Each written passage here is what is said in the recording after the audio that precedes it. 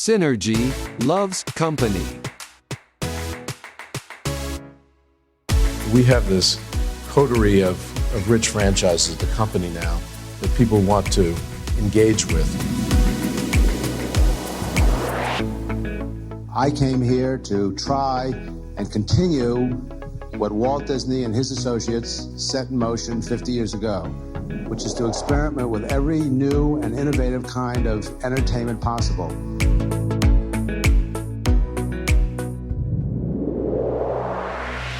It's what we hope to do here, to really develop something that, just more than an entertainment enterprise. It's something that contributes many other ways.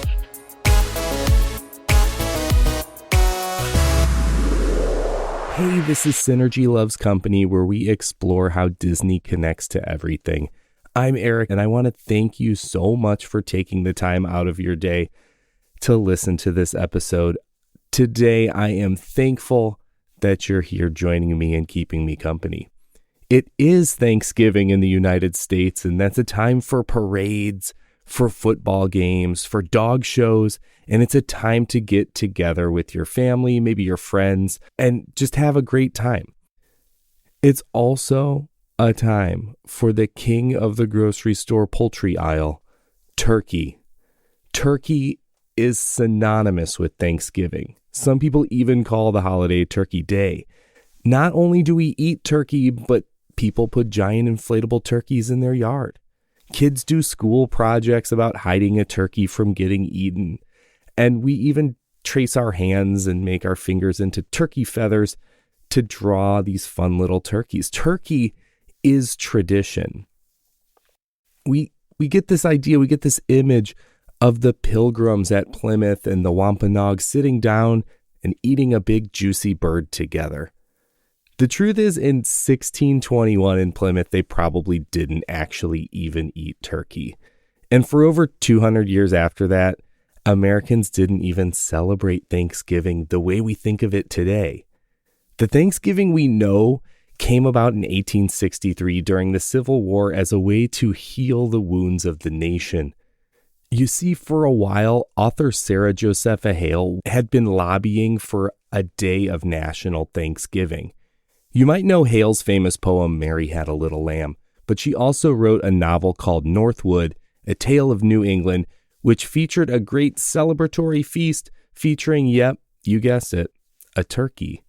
She kept asking lawmakers for a day of Thanksgiving, and Abraham Lincoln needed a little help bolstering the national morale during the war. So he took her up on the idea, and he proclaimed the fourth Thursday of November Thanksgiving.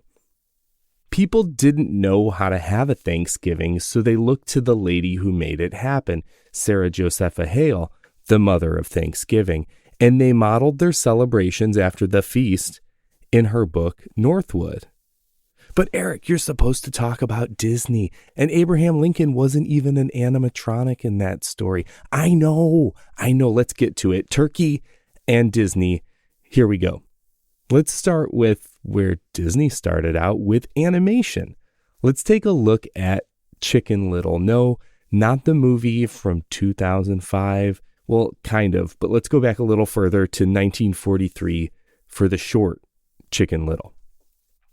Just like The Tortoise and the Hare and the Three Little Pigs, Chicken Little is a retelling of a popular traditional tale. The cartoon short was retelling the tale.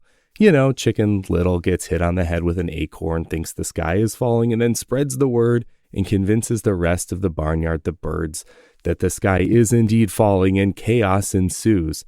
It sounds like a pretty fun, silly symphony, except it's not.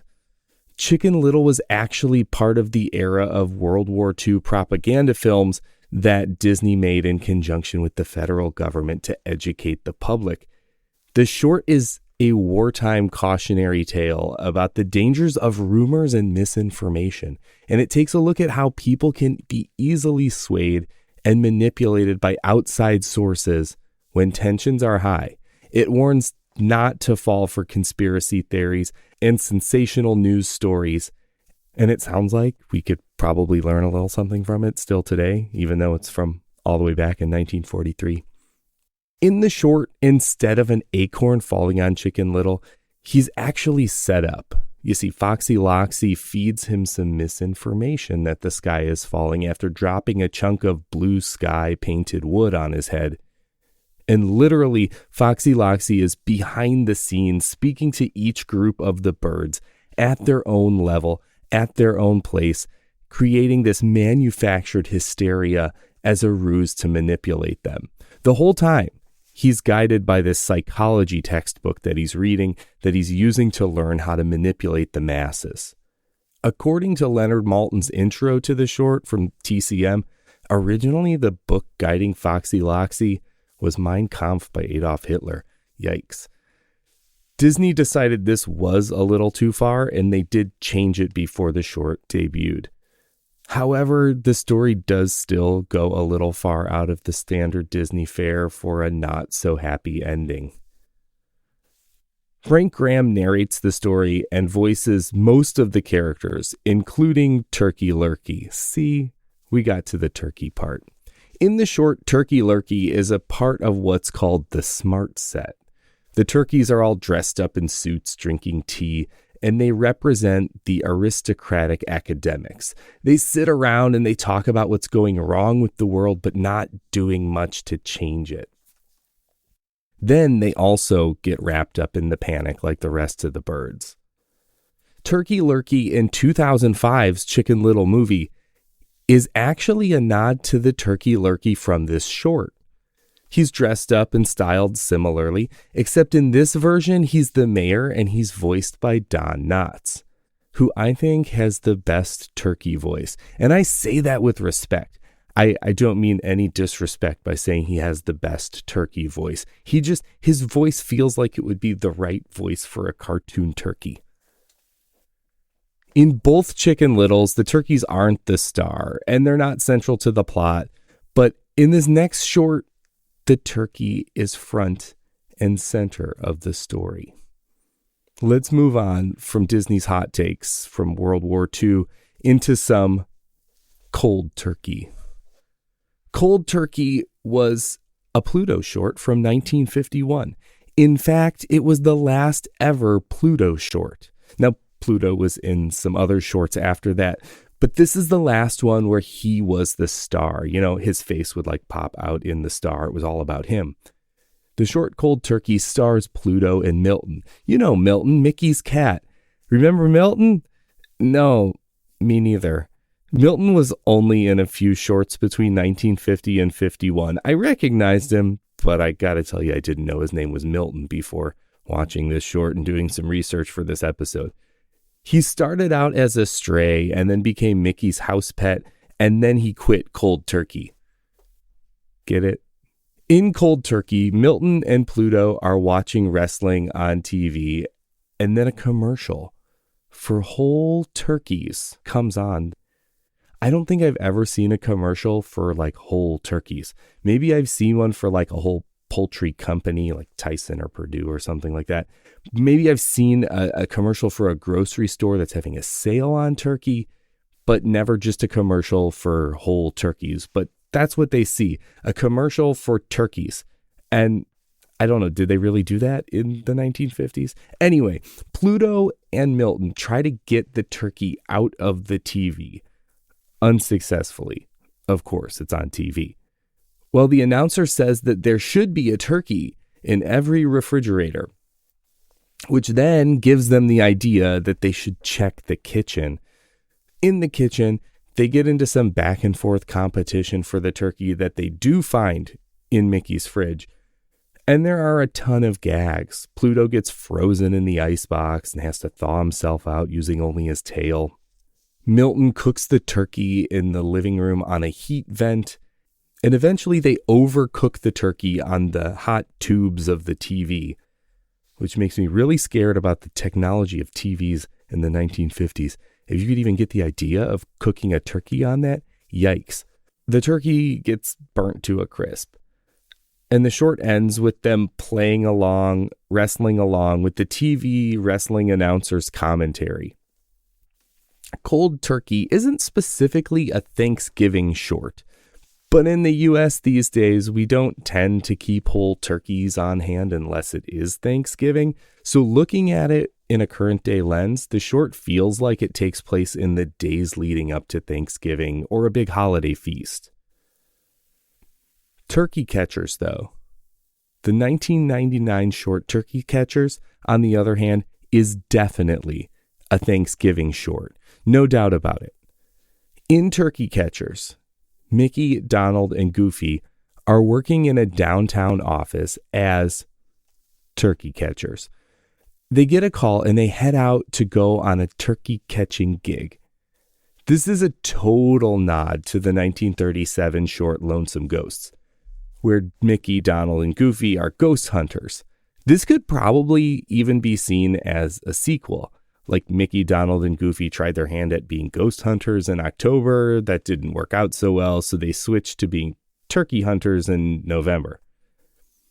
So they go out on their turkey hunting mission, and when they arrive in a picturesque cartoon fall scene, they find their client, who happens to be a pilgrim who doesn't believe in their turkey catching abilities and challenges them to prove him wrong by indeed catching a turkey.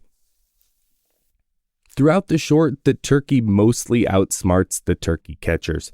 Well, they try different methods and different contraptions, taking turns and creating gag after gag. I love that this short used the Ajax brand for some of the various turkey contraption gags. Pluto actually joins Mickey, Donald, and Goofy when he comes out of a box labeled Ajax Turkey Finder. So Ajax is a company that's like a fictitious company that's used in the Lonesome Ghosts short too. So there's another tie to that original short. But the reason I love the Ajax fictional company is that it points to some early competition with Looney Tunes over at Warner Brothers.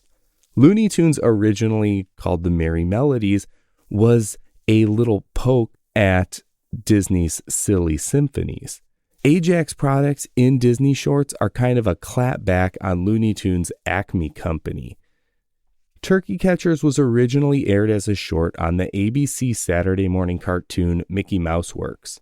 After a couple of seasons, Mickey Mouse Works was replaced with the more popular House of Mouse. I still love that Brian Setzer opening song. I love the House of Mouse. Turkey Catchers was actually recycled and re-aired again as part of the House of Mouse a few years later during a special Thanksgiving episode called House of Turkey, perfect for this episode that we're on right now. You can definitely take a watch of that whole episode for some Thanksgiving fun. That's enough of those Thanksgiving cartoon shorts. Let's bring this Disney turkey hunt into the real world. Let's find some real-life Disney turkey. Maybe some turkeys in American history. Let's get back to Walt's favorite president, good old Honest Abe. At the top of the show, I talked about Lincoln starting Thanksgiving as we know it in 1863 on the fourth Thursday of November. That same year, an American folktale was born. It was reported that one of the Lincoln's kids did not want to eat the turkey that the family had bought for their Thanksgiving dinner. Instead, he wanted to keep it as a pet. So the story goes that Lincoln granted the turkey clemency. And this sowed the seed of an idea that today has become a tradition, pardoning a turkey. Over the years, as a Thanksgiving publicity stunt, many presidents have pardoned a turkey in the days leading up to Thanksgiving. At first, it was kind of sporadic. Since 1920, the National Turkey Federation has been supplying the White House with a free promotional turkey. Some presidents just straight up ate the bird, and others couldn't bring themselves to do it. Still others took a page out of Lincoln's book and pardoned the turkey that was sent to them. Kennedy pardoned a turkey. First Ladies Pat Nixon and Rosalind Carter pardoned turkeys during their husbands' terms, and Ronald Reagan pardoned a couple of them too. But it was George H.W. Bush who started the tradition of pardoning a turkey every year, and it's continued every year since then. With the pardoning tradition in full swing, the National Turkey Federation started sending the White House 2 turkeys with the intention that the president could pardon one and eat the other, but the presidents just started pardoning both turkeys. In 2005, at the big press conference where George W. Bush had just pardoned 2 turkeys, Marshmallow and Yam, the reporters asked the birds, "You've just been pardoned by the President of the United States of America. What are you going to do next?" And the turkeys shouted in unison, "We're going to Disneyland." Well, not exactly. They didn't actually shout that, but they are turkeys, so they couldn't really talk. But they did get to go to Disneyland. From 2005 until 2010, during the George W. Bush and Barack Obama administrations, Disney took the pardoned turkeys and let them live under the care of the Disney parks. Although some of the turkeys were sent to the Walt Disney World Resort in Florida, most of the pardoned turkeys, including Marshmallow and Yam, ended up at Disneyland's Big Thunder Ranch, where they could be viewed by the guests.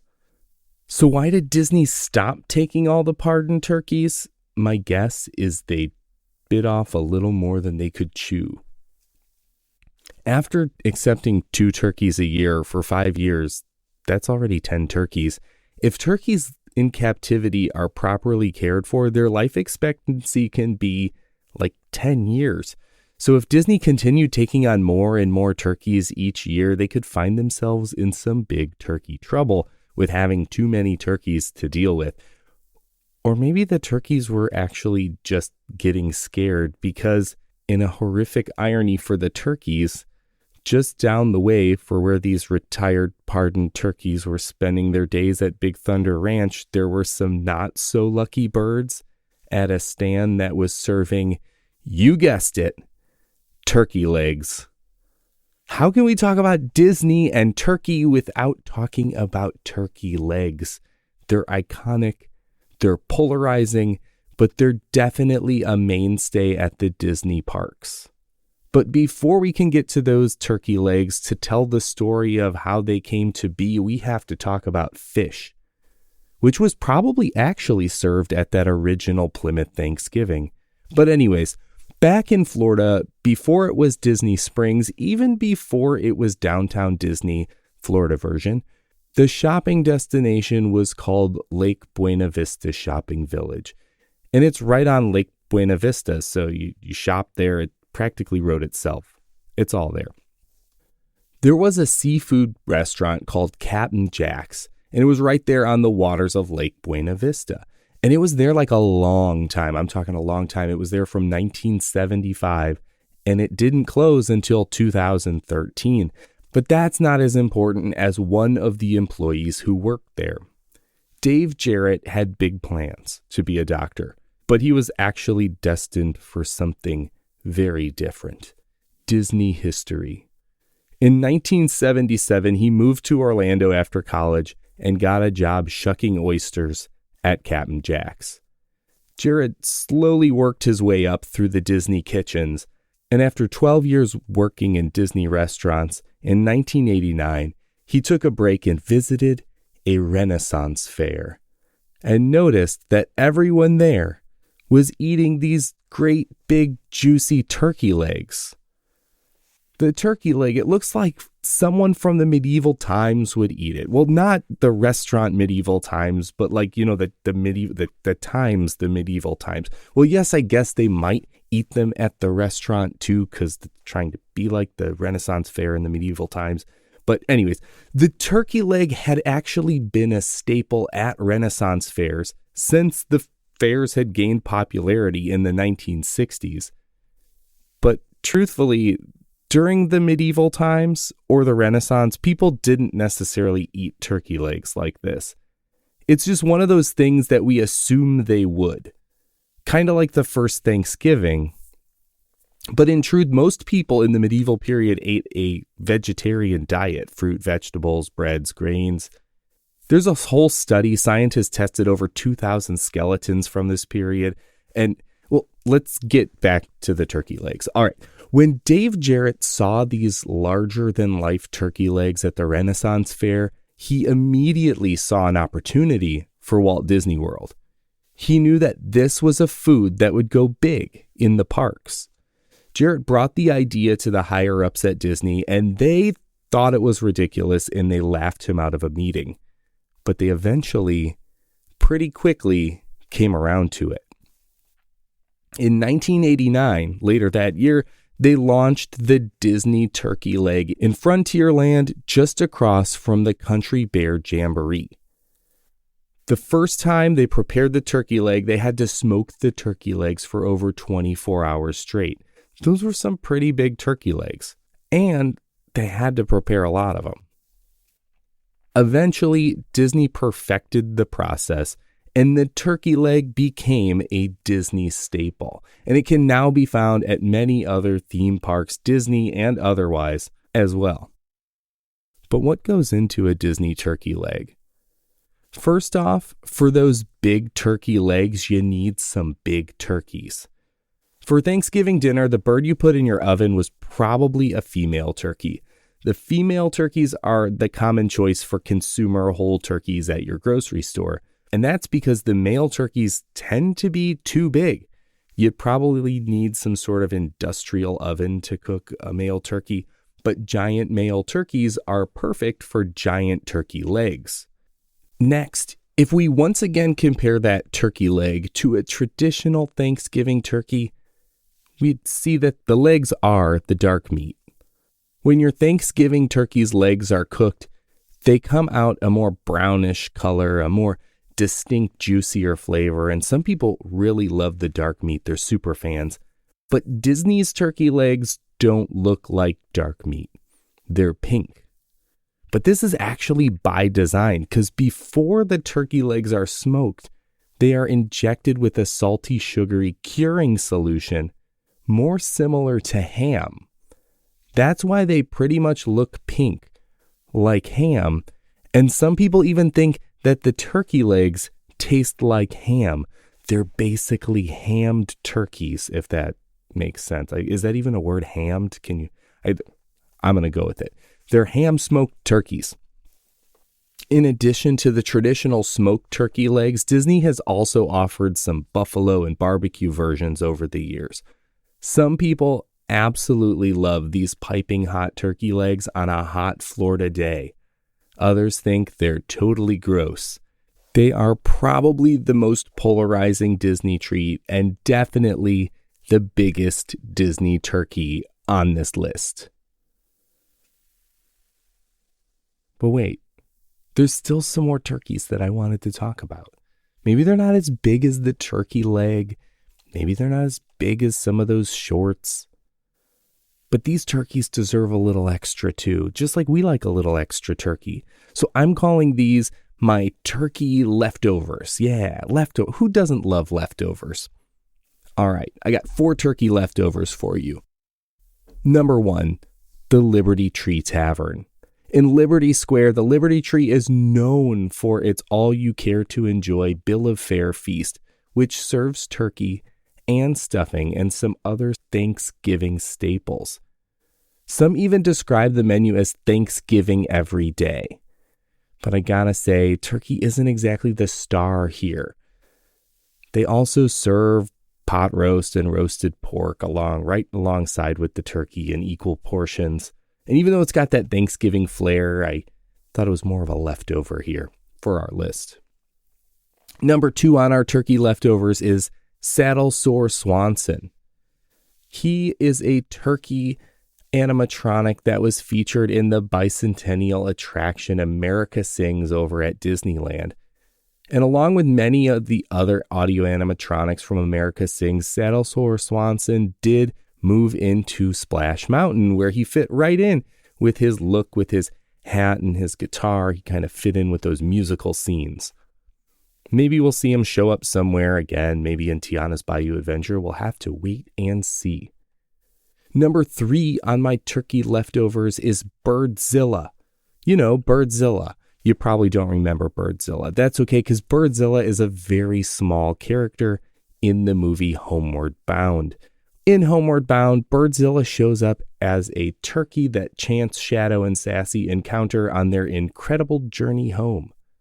Homeward Bound's a fun, nostalgic 90s movie for a 90s Disney fan like myself. Also, it's a story about the difficulties of trying to get home, kind of like an animal version of my favorite Thanksgiving movie, Planes, Trains, and Automobiles. Speaking of John Candy, let's get to turkey leftover number 4, who's Red Feather from Pocahontas.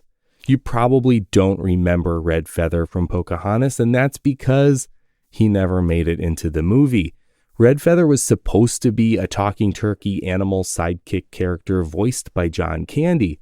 However, John Candy passed away while the movie was in production, and then the directors decided to make the animal sidekicks non-speaking, and we ended up with Miko and Flit. So there you have it. I'm stuffed. That was enough turkey for me. Disney and turkey from on-screen to real life. Thank you so much for listening to this episode of Synergy Loves Company. I truly appreciate you taking your time to listen to me talk about Disney in these podcast episodes. Let me know if you do love those turkey legs or if you're someone who passes on that in the park. I got to tell you, I'm not the biggest fan. I mean, usually if we're in Florida in the summer, that's like the last thing I want to think about is a piping hot turkey leg. But, you know, maybe it does something for you. Let me know. I want to hear, because even though I don't eat them that often myself, I do appreciate their place in the Disney parks. Tell me about how you feel about them on social media. You could say hi to me. Let me know what you think about turkey legs, what you think about the show, what you like, what you don't like. I want to hear what you think. You can find me on Instagram and Threads at Synergy Loves Company. And I'm still kind of on Twitter, and I'm on Blue Sky at Eric H. Synergy. If you feel like you're getting value from Synergy Loves Company and you want to give back to the show to help me keep it going, you can do that on Ko-fi. If you look in the show description, or if you go to synergylovescompany.com, you'll find a link to my Ko-fi page where you can give back to the show and keep it going, because every little bit helps. Another way you can support the show and help me out is by sharing the show, because that's what helps us grow. Share Synergy Loves Company with a friend who loves Disney just as much as you do. Tell them to visit synergylovescompany.com, because sharing the show is another great way that you can support the show, and your support means the world to me. Thanks for exploring Disney's connections with me, and until next time, keep discovering the magic in everything. Happy Thanksgiving.